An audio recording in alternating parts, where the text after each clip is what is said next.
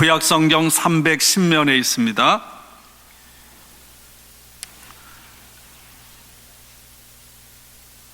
신명기 30장 15절부터 20절 우리 함께 봉독하겠습니다. 보라, 내가 오늘 생명과 복과 사망과 화를 내 앞에 두었나니 곧 내가 오늘 내게 명령하여 내 하나님 여호와를 사랑하고 그 모든 길로 행하며 그의 명령과 규례와 법도를 지키라 하는 것이라. 그리하면 내가 생존하며 번성할 것이요 또 내 하나님 여호와께서 내가 가서 차지할 땅에서 내게 복을 주실 것임이니라. 그러나 내가 만일 마음을 돌이켜 듣지 아니하고 유혹을 받아 다른 신들에게 절하고 그를 섬기면 내가 오늘 너희에게 선언하노니 너희가 반드시 망할 것이라. 너희가 요단을 건너가서 차지할 땅에서 너희의 날이 길지 못할 것이니라. 내가 오늘 하늘과 땅을 불러 너희에게 증거를 삼노라. 내가 생명과 사망과 복과 저주를 내 앞에 두었은즉 너와 내 자손이 살기 위하여 생명을 택하고 내 하나님 여호와를 사랑하고 그의 말씀을 청종하며 또 그를 의지하라. 그는 내 생명이시요 내 장수이시니 여호와께서 내 조상 아브라함과 이삭과 야곱에게 주리라고 맹세하신 땅에 내가 거주하리라. 아멘. 스크린 띄워주시고요. 고린도전서 3장 여러분들 수고를 덜어드리기 위해서 오랜만에 자막을 띄웠습니다. 고린도전서 3장 1절로 9절입니다. 우리 함께 봉독합니다. 형제들아, 내가 신령한 자들을 대함과 같이 너희에게 말할 수 없어서 육신에 속한 자 곧 그리스도 안에서 어린아이들을 대함과 같이 하노라. 내가 너희를 저주로 먹이고 밥으로 아니하였노니 이는 너희가 감당하지 못하였음이거니와 지금도 못하리라. 너희는 아직도 육신에 속한 자로다. 너희 가운데 시기와 분쟁이 있으니 어찌 육신에 속하여 사람을 따라 행함이 아니리요. 어떤 이는 말하되 나는 바울에게라 하고 다른 이는 나는 아볼로에게라 하니 너희가 육의 사람이 아니리요. 그런즉 아볼로는 무엇이며 바울은 무엇이냐? 그들은 주께서 각각 주신 대로 너희로 하여금 믿게 한 사역자들이니라. 나는 심었고 아볼로는 물을 주었으되 오직 하나님께서 자라나게 하셨나니 그런즉 심는 이나 물 주는 이는 아무것도 아니로되 오직 자라게 하시는 이는 하나님뿐이니라. 심는 이와 물 주는 이는 한 가지이나 각각 자기가 일한 대로 자기의 상을 받으리라. 우리는 하나님의 동역자들이요 너희는 하나님의 밭이요 하나님의 집이니라. 아멘. 스크린을 이렇게 한어준 전사님이 멋있게 띄워줘서 너무 좋습니다. 매주 유혹을 받아요. 스크린을 띄울까 말까. 근데 이유는 하나입니다. 스크린을 띄우면 여러분들이 성경책을 안 가지고 다니기 때문에. 이럼에도 불구하고 휴대폰 하나로 때우는 분들이 참 많아요. 여러분, 성경은 경전입니다. 성경을 꼭 하나 구입하셔서 늘 가까이 하시고 말씀의 사람이 될 수 있기를 바랍니다. 전 세계가 코로나19 이거로 인해서 공포에 사로잡혀 있습니다. 많이 진전되기는 했지만 캐나다의 대학 교수로 있는 세계적인 바이러스 전문가 강치룡 교수님이 인터뷰한 것이 이렇게 인터넷에 떴습니다. 코로나19에 대해서 주의 깊게 대처하는 것은 필요하지만 너무 과도한 공포는 금물이다. 이렇게 강조했습니다. 사람에게 감기 증상을 일으키는 바이러스로 그 모양이 현미경을 보면 왕관처럼 생겼다고 해서 코로나라고 그렇게 이름을 붙인 것입니다. 치사율이 메르스나 사스나 이런 것보다 가장 낮은 바이러스입니다. 물론 면역력이 떨어진 그런 환자에게는 치사율이 높지만 건강한 사람에게는 그 증상이 그렇게 심하지 않고 보통 2주면 낫는다고 합니다. 새로운 바이러스에 대한 공포감을 갖는 것, 사람인지라 당연하겠지만 그렇게 위험한 바이러스나 질병이 아니라는 사실을 알았으면 좋겠다고 그렇게 강조했습니다. 그래서 WHO 세계보건기구는 이 바이러스가 퍼지는 지역에 가지 말라고 권면을 하지만 완전히 차단하지는 않는, 그만큼 무섭지 않은 질병이라는 거죠. 혹시나 기침을 하거나 재채기를 해서 침이나 어떤 미세 물방울이 남들에게 튀면 안 되잖아요. 그러기 위해서 기침할 때 조심하고 또 기침하는 사람은 마스크를 착용하는 것은 중요합니다. 그러나 가장 중요한 것은 여러분들이 손을 잘 씻는 거예요. 손을 잘 씻으면 건강한 사람에게는 크게 문제가 되지 않습니다. 너무 염려하지 않기를 바랍니다.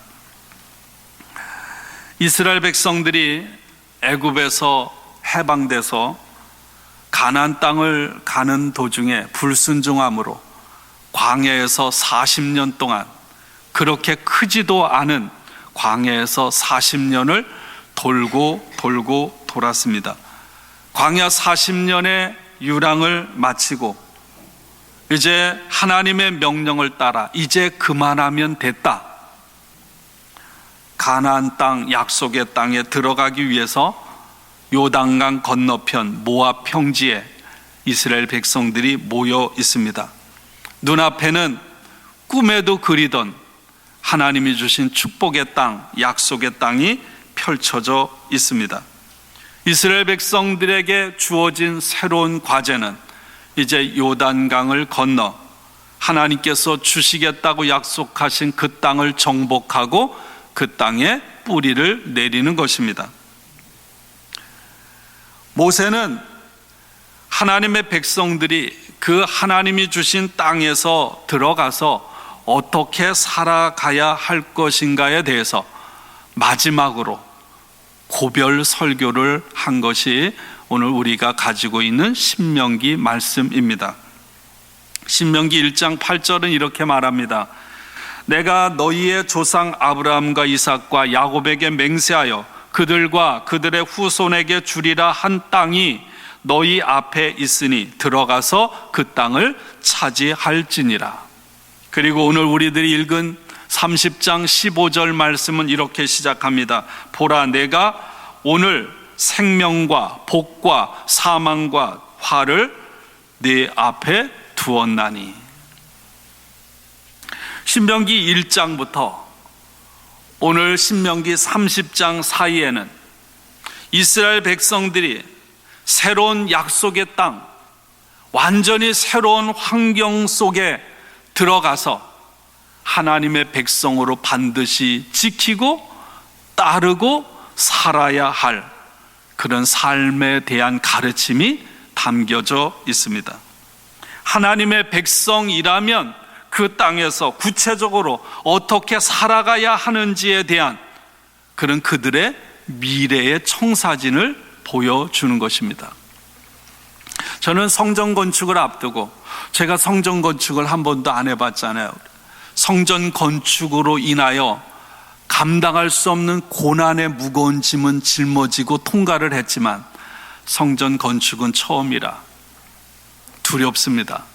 어떤 일이 벌어질지 우리는 미래를 알 수가 없습니다. 그래서 오늘 말씀이 저에게는 더 그렇게 강하게 다가오는 것 같습니다. 오늘 본문 말씀에는 짧은 15절부터 20절, 6절의 말씀을 통해서 아주 반복되어 나타나는 그런 단어들이 있습니다. 오늘이라는 단어, 그리고 복이라는 단어, 복과 반대되는 저주라는 단어, 또 땅이라는 단어, 또 생명, 그리고 생명과 반대되는 사망이라는 단어. 오늘, 복, 땅, 생명, 이런 단어들이 이 6절이라는 짧은 구절 속에 여러 차례 계속해서 반복되어 나타나고 있습니다.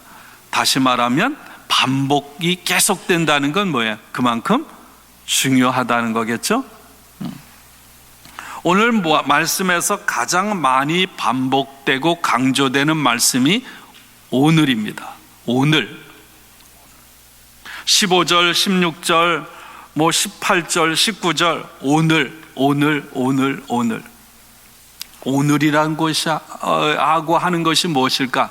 첫째로 모세가 애굽에서 해방돼서 광야 생활 40년을 마치고 요단강 앞에 서 있는 이스라엘 백성들에게 고별 설교를 하는 바로 그때, 또 하나는 한 500~600년의 세월이 지난 후 이스라엘의 하나님 마음에 합한 왕이 다윗, 히스기야, 요시야인데, 요시야 왕이 유다의 왕으로 성전을 수리하다가 성전에서 신명기 법, 신명기 말씀이 기록된 두루마리를 발견해요.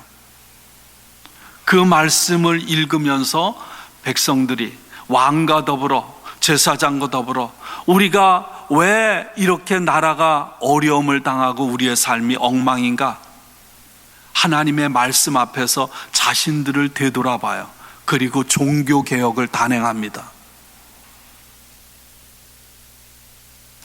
그래서 신명기 우리가 읽은 30장부터의 말씀은 이 요시야 왕 때 신명기의 말씀을 발견한, 그리고 신명기의 이 말씀을 근거로 해서 세상과 역사를 해석한 신명기 역사가라고 하는 사람들이 만든 것을 이 신명기에 첨부해 놓은 것이다.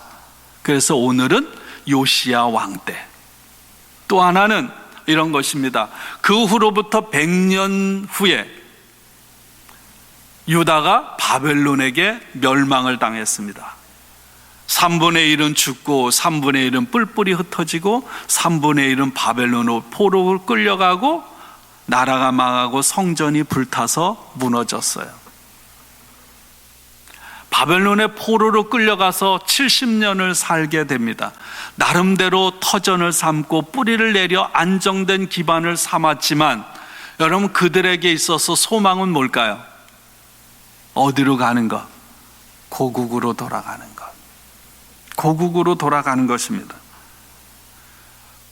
바벨론에서 포로로 끌려왔던 백성들이 고국으로 돌아갈 날을 꿈꾸면서 아주 오랜 세월 전에, 한 800년 전에 옛날 우리 조상들이 광야 유랑 40년의 생활을 마치고 요단강을 건너기 직전에 그 상황이 어땠을지, 그 상황을 회고하면서 그 상황이 오늘 우리에게도 이루어지기를 바라는 그 믿음. 또 하나는 뭘까요? 오늘 이 자리에 하나님 앞에 나와서 예배를 드리고 하나님의 말씀을 듣고 하나님 앞에 서 있는, 오늘 이 자리에 서 있는 저와 여러분들, 오늘 우리에게 주시는 하나님의 말씀임을 믿습니다.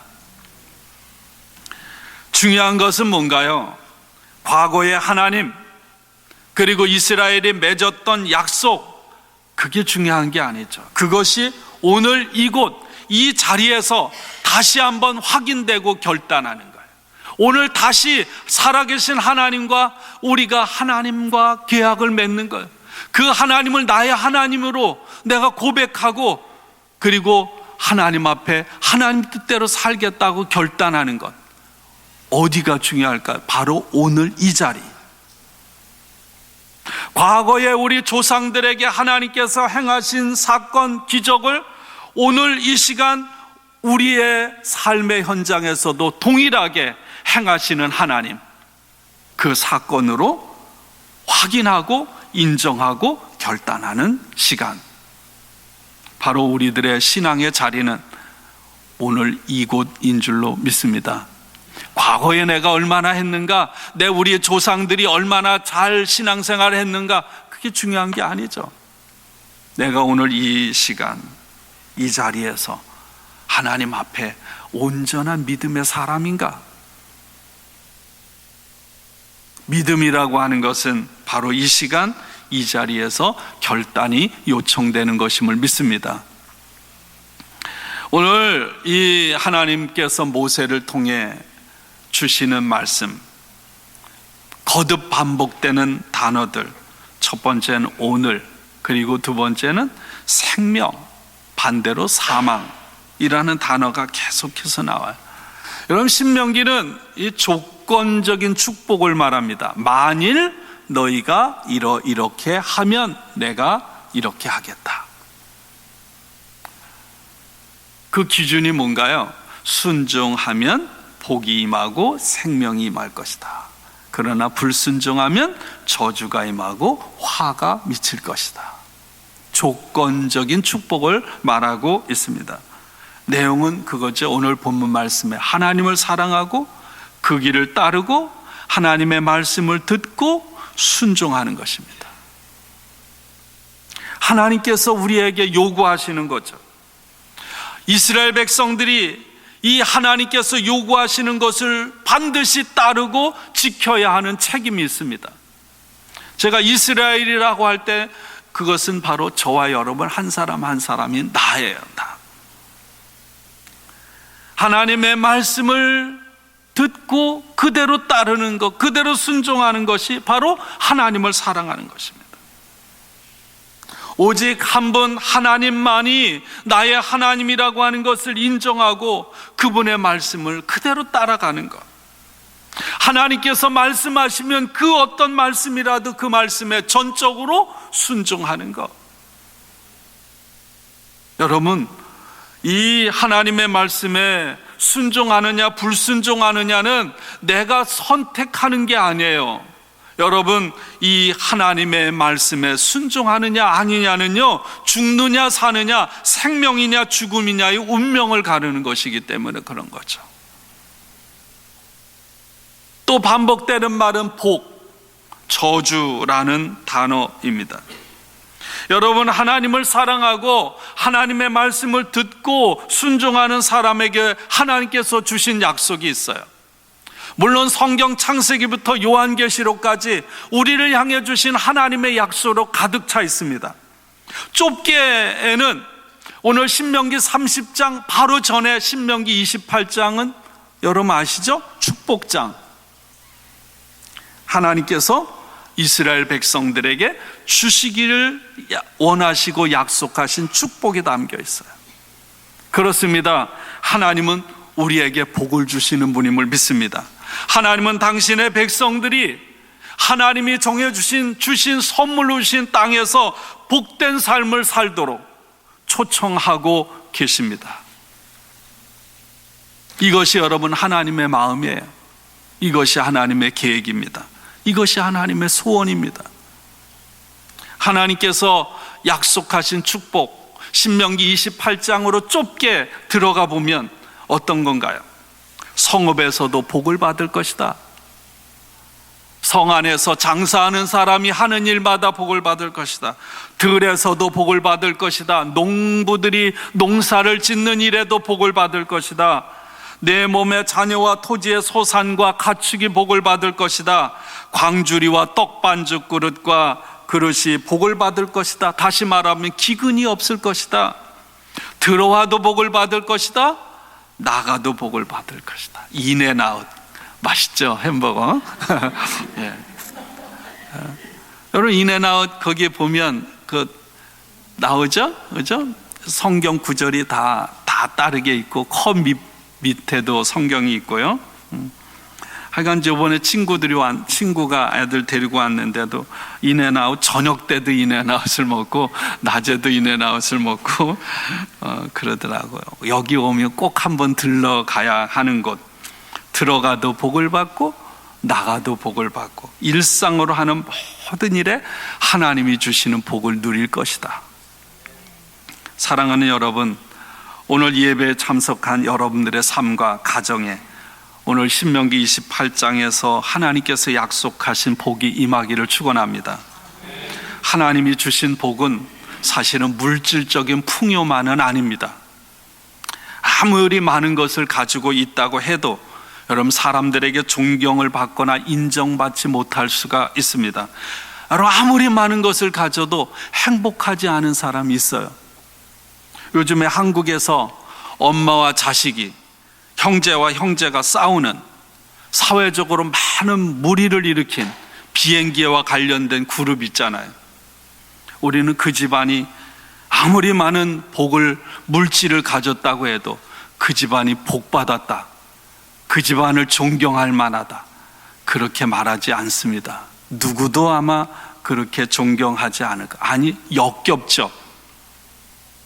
오늘 한국교회가 사회로부터, 사람으로부터 진탄을 받는 이유는 뭔가요? 그리스도인들인 성도들이 삶에서 실패했기 때문이죠. 예수님께서 말씀하신 산상설교에 마태복음 5장 1절부터 12절까지 가장 먼저 나오는 것이 팔복 8가지 복입니다. 존 웨슬레가 성경을 통해서 하나님 나라 가는 길을 발견해서 그 표준 설교를 44편을 만들었어요. 그 표준 설교 44편을 줄이면 마지막에 핵심에 뭐가 담겨 있냐면 팔복이 담겨 있어요. 하나님의 백성이 하나님 나라로 가는 길, 하나님을 닮고 예수님처럼 되는 길에 가장 핵심 엑기스를 팔복이 담고 있다는 거예요. 이 팔복은 뭔가요? 그리스도인은 누구인가? 그리고 그리스도인은 얼마나 복된 사람인가를 예수님께서 우리에게 가르쳐 주신 말씀인 줄로 믿습니다. 여러분은 복된 성도들이에요. 복 있는 사람입니다. 복 있는 사람이 여러분 이 세상에서 소금과 빛이 돼서 다른 사람에게 복을 나누고 전하는 통로로 살아가야 하는 것입니다. 그렇게 할 때 여러분 세상 사람들이 우리를 가리켜 복이 있다고 하는 것입니다. 내가 복을 받고 가두어 놓고 나만 즐기는 것이 아니라 그것이 빛이 되고 소금이 되어서 다른 곳에 전해질 때 세상은 우리를 복이 있는 사람이라고 하는 거예요.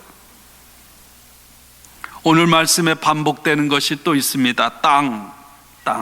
하나님께서는 이스라엘 백성들에게 땅을 주시겠다고 그랬어요. 그리고 약속대로 땅을 주셨습니다. 그리고 중요한 것은 그 땅에서 사는 방법도 알려주셨다는 거예요. 여러분, 신명기에서 말씀하고 있는, 성경이 말씀하고 있는 땅은요, 단순히 부동산을 얘기하는 게 아니에요. 저는 한 평 땅도 없는데 뭐 그렇다고 걱정하지 않아요? 여러분, 부동산을 얘기하는 게 아니에요. 이스라엘 백성들이 들어가 살게 될 땅은요, 그들이 노력해서 얻은 게 아니죠. 하나님께서 약속하신 은혜로 인해 주어진 선물입니다.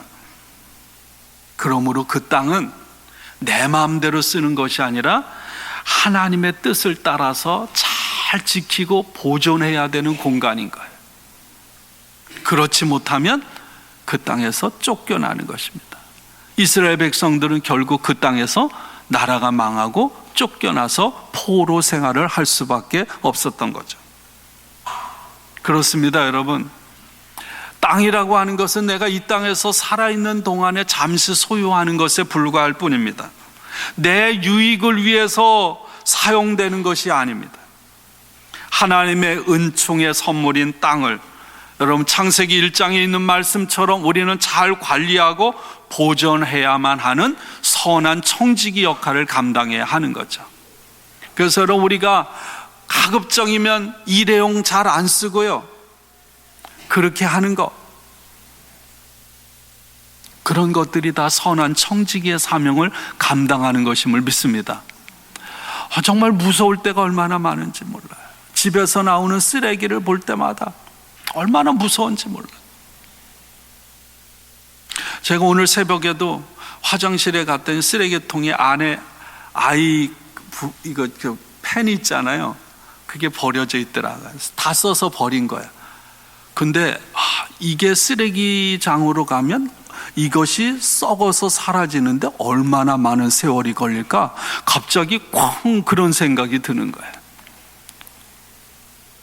굳이 이렇게 화려하고 든든하고 멋있고 아름답게 안 만들어도 될 텐데 왜 이렇게 만들 수밖에 없을까? 별 생각을 혼자 다 했습니다. 이런 내용들이 오늘 신명기 30장은 계속해서 반복되고 있어요.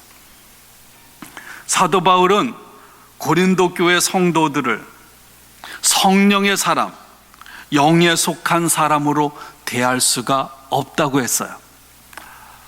이게 사도 바울의 아픔이에요.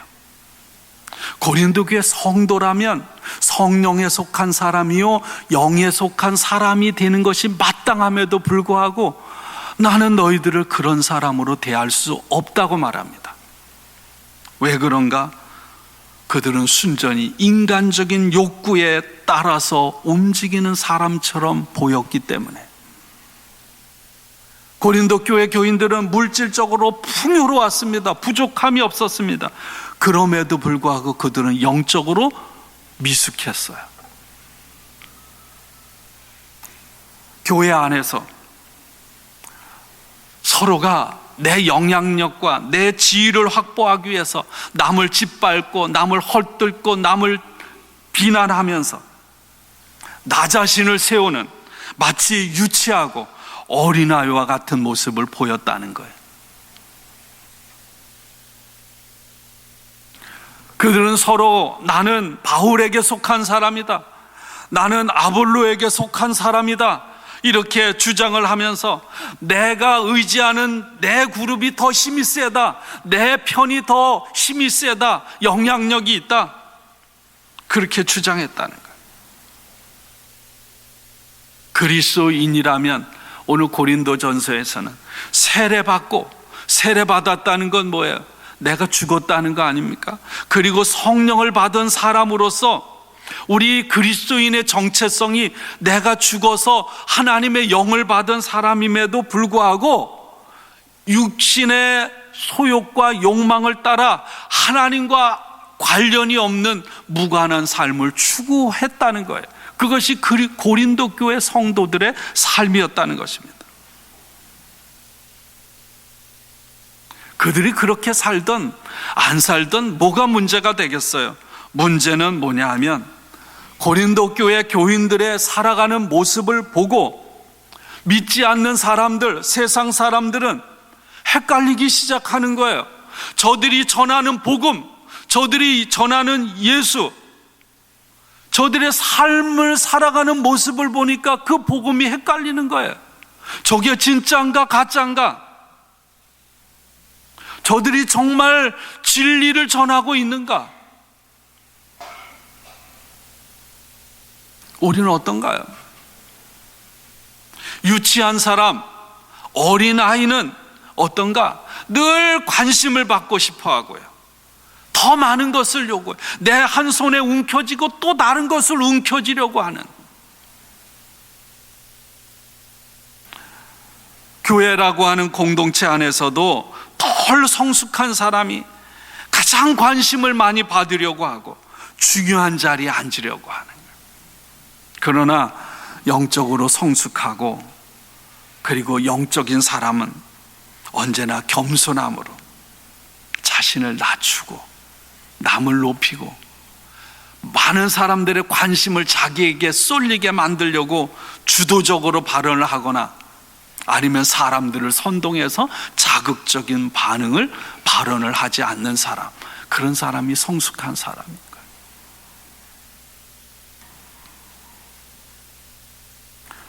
여러분, 오늘 말씀 앞에서 혹시나 나 자신도 이 공동체 안에서 어린아이와 같이 유치하고 영적이지 못한 그런 교회 안에서 도토리 키재기와 같은 힘겨루기 하는 모습으로 살아가고 있지는 않은지 우리 자신을 돌아볼 수 있기를 원합니다. 제가 어제 몇 분 목사님과 함께 장로 자격심사, 이렇게 해마다 지난 주 중에는 목회자들 자격심사위원이 돼서 자격심사를 했어요. 과정 심사를 거쳐서 시험을 치러서 이제 합격된 사람 시험 점수를 보고 이제 자격을 다루는 거. 이 사람이 과연 장로로서 합당한가? 감리교회 목회자로서 세워지는데 안수받는데 합당한가? 그런 걸 철저하게 심사를 하죠. 근데 까다롭게 못해요. 격려하고 축복하고 주로 그러죠. 어제 우리 정재현 장로님, 장기훈 장로님 이 자격 심사를 했어요. 근데 참 감사한 것은 두 분 다 동일한 이야기를 하는 거예요. 교회 안에 드러나지 않는 곳에서 말 없이 흔적 없이 섬기길 원한다고. 제가 그 말을 들을 때 제가 얼마나 감사한지. 그러면 되잖아요. 여러분, 오늘 본문에 나오는 아볼로와 바울, 그 외에 이름 있는 고린도 교회 안에 있는 사람들, 여러분 성도들이 그 사람의 이름을 걸고 나는 바울파야, 나는 아볼로파야, 나는 이 사람 파야, 그렇게 갈라설 만큼 대단하고 중요한 존재가 못 된다는 거예요. 오늘 말씀은 이렇게 말합니다. 그들은 단지 사역자들일 뿐이라고요. 헬라어로 디아코노이라고 합니다. 디아코노이, 섬기는 자, 종이라는 거예요. 종. 여러분 교회 안에서 종을 두고 나는 이 종 편이야, 저 종 편이야 갈라지면 얼마나 유치하고 우습겠어요.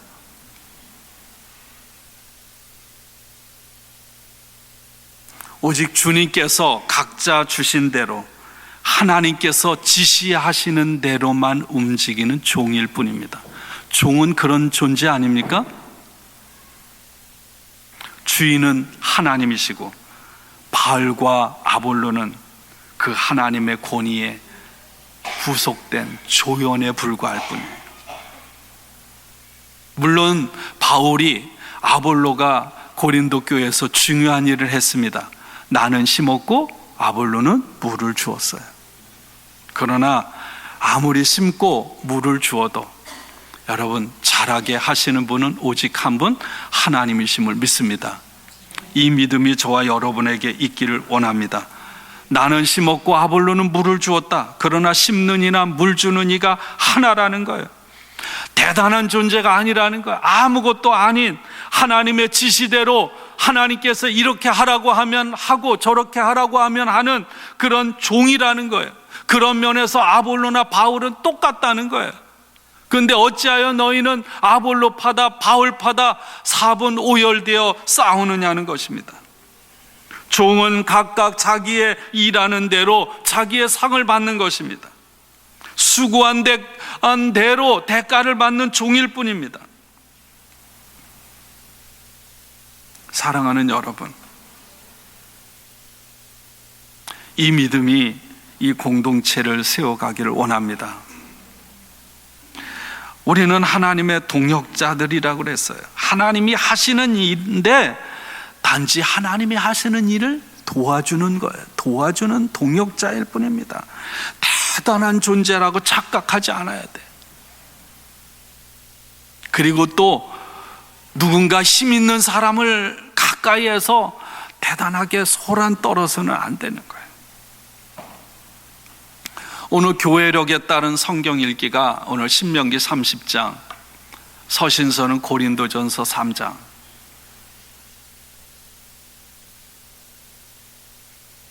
이 말씀을 읽고 묵상하면서 신명기 30장은 하나님을 사랑하라고 말씀하시잖아요. 하나님을 사랑하고 그 도를 행하고 그 길을 따르고 순종하라.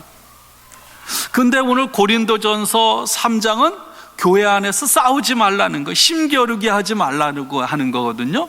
어떻게 이게 연결이 될까? 그런 생각을 했습니다. 하나님을 사랑하고 그 길을 따르고 말씀을 듣고 순종하는 것이 바로 오늘 내가 살아가는 삶의 자리에서 하나님의 자녀로 살아가는 삶인 줄로 믿습니다. 그 길, 그렇게 살아가는 삶에 생명이 있고 복이 있고 약속된 땅이라는 축복이 주어지는 것입니다. 예수님은 우리들이 믿고 따르고 걸어가야 할 살 길, 생명의 길입니다. 예수님께서 이 땅에 오신 이유가 뭔가요? 우리로 하여금 생명을 얻고 더 풍성하게, 더 많이 얻도록 하기 위함이에요. 이것이 예수님의 마음이요 하나님의 뜻입니다. 그렇다면 어떻게 하는 것이 하나님을 사랑하는 것인가? 오늘 세례를 받고 성령을 받은 성도로서 고린도 교인들, 우리 실패했던 모습을 보면서 우리는 하나님의 동역자로 살아가는 것입니다. 하나님의 사랑을 받는 자녀들이지만 그럼에도 불구하고 종의 마음을 가지고, 예수님의 마음을 가지고 누구든지 자신을 주장하지 않고 자신의 유익을 따라 사는 것을 멈추고 내 기쁨이 아니라 주인을 기쁘게 하는 삶을 살아가는 것, 여러분 그것이 하나님을 사랑하는 일임을 믿습니다. 주어진 일에 최선을 다하고도 제가 가장 좋아하는 말씀, 저는 무익한 종일 뿐입니다. 이렇게 고백하는 사람이죠. 무엇보다도 우리 공동체 안에 연약하고 돌봄이 필요한 사람들에게 사랑으로 다가가서 함께 있어주고 사랑을 나누는 것임을 믿습니다. 코로나19 발병하자 정부에서 전 세계를 동원해서 한국의 이야기입니다. 교민들을 한국으로 데려와서 보호시설에 격리 수용을 시켰어요. 처음에 난리가 났죠. 진천, 아산에 사람들이 트랙터로 길을 막고 정부에 항의하고 데모하고, 그 모습을 보면서 마음이 아팠습니다. 질병을 지닌 감염자도 아닌데 그들 마치 세균 덩어리처럼, 오염 덩어리처럼 취급하는 모습을 보면서 아팠습니다. 어제 뉴스를 보니까요, 2주 격리 조치를 끝내고 복귀하는 사람들 밖에 나와서 쫙 서서 박수 쳐주고 환호하고 이러는 모습을 보면서 참 다행이고 기쁘고 감사하다, 그런 생각을 하게 되었습니다. 여러분, 우리 주변을 돌아보세요. 저 사람은 가까이 해서는 안 돼, 저 사람은 상종해서는 안 돼, 그리고 뭔가 저 사람을 보면 불편하고 그런 사람들이 있어요. 그렇다 여러분, 내칠 것입니까? 벽을 쌓을 것입니까? 바로 그들이 주님의 사랑이 필요하고 또한 주님의 사람인 우리들의 사랑과 우리들의 도움이 필요한 사람들인 줄로 믿습니다. 어려움에 처한 사람들을 외면하지 않고 환대하는 것이 하나님의 사람, 그리스도인들의 삶의 모습이어야 할 것입니다. 그럴 때 그 기회가 여러분 하나님의 사랑을 그들에게 전하고 복음을 전하는 기회가 되는 것입니다. 우리는 고린도 교회 성도들처럼 하나님이 주신 은혜를 망각하고 육체 욕심에 끌려 살아가는 삶은 아닌지, 오늘 이 말씀의 거울 앞에 우리 자신을 비추고 돌아보고 돌이키기를 원합니다. 여러분, 그것이 하나님을 사랑하는 일이요, 그것이 하나님께로 한 걸음 한 걸음 더 가까이 가는 길인 줄로 믿습니다. 초대교회를 생각합니다. 여러분, 초대교회 그리스도인들은 온갖 핍박을 받는 가운데서도 여러분 이방 사람들과 구별되는 삶의 모습을 가졌어요. 그들의 삶의 방식이 달랐습니다. 어떻게 달랐나요? 그리스도인들은 가난한 자, 소외된 자, 병든 자, 굶주린 자들을 돌보는 사명을 가졌습니다. 가난한 자에게 일용할 양식을 주고 과부를 입히고 갇힌 자를 찾아갔습니다. 병자를 치유하고 귀신을 쫓아냈습니다. 전염병이 창궐합니다. 그러면 온 도시가 다 몰살하는 거예요. 그런 일들이 너무너무나도 많았어요. 그것이 사람들에게 가장 큰 두려움이었습니다. 도시 전체 공황 상태가 벌어져 사람들이 어쩔 줄 모르는 것입니다. 그럴 때 핍박받는 소수의 기독교인들은 그곳에 있는 사람들에게 위로와 소망을 주었습니다. 할 수만 있다면 서둘러서 이교도들은 다 그 도시를 떠났음에도 불구하고 그리스도인들은 그곳을 떠나지 않았습니다. 그래서 디오니소스는 이렇게 말하고 있습니다. 분명히 아주 많은 우리의 형제가 엄청난 사랑과 형제의 호의로 자신을 아끼지 않고 서로를 지켜주었으며 자신의 위험을 생각하지 않고 병든 자를 찾아가 정성으로 섬기고 그들이 낫도록 그리스도 안에서 돌보아 주었습니다. 이들의 시신을 정성스럽게 펴주었고 그들은 곁을 떠나지 않았으며 시신을 안아주었고 시신을 씻기고 입혀 장례를 준비했습니다. 다른 사람의 병을 치료해주고 건강을 회복시켜 주었으니 돌보던 사람들에게 드리웠던 죽음이 자신에게 옮겨와 정작 자신은 죽었습니다. 여러분, 기독교가 그리스도인들이 소수의 핍박받는 교인들, 그리스도인들이 가져온 세상의 변화입니다. 여러분, 오늘 이 성서 교회력에 따른 성경 읽기를 통해 함께 말씀을 나누는 이 말씀을 마음에 새기고 매일매일 살아가는 삶의 자리에서 하나님을 사랑하십시오. 그리고 주변에 작은 사랑과 위로 함께 있어줌, 돌봄으로 인해 여러분 그 사람에게 소망을 주고 더 나아가 하나님을 닮은, 주님을 닮은 사람으로 오늘 하나님께서 약속하신 생명과 복을 누리는 오늘 저와 여러분들로 인한 여러분들의 가문이 되시기를 주님의 이름으로 축복하고 축원합니다.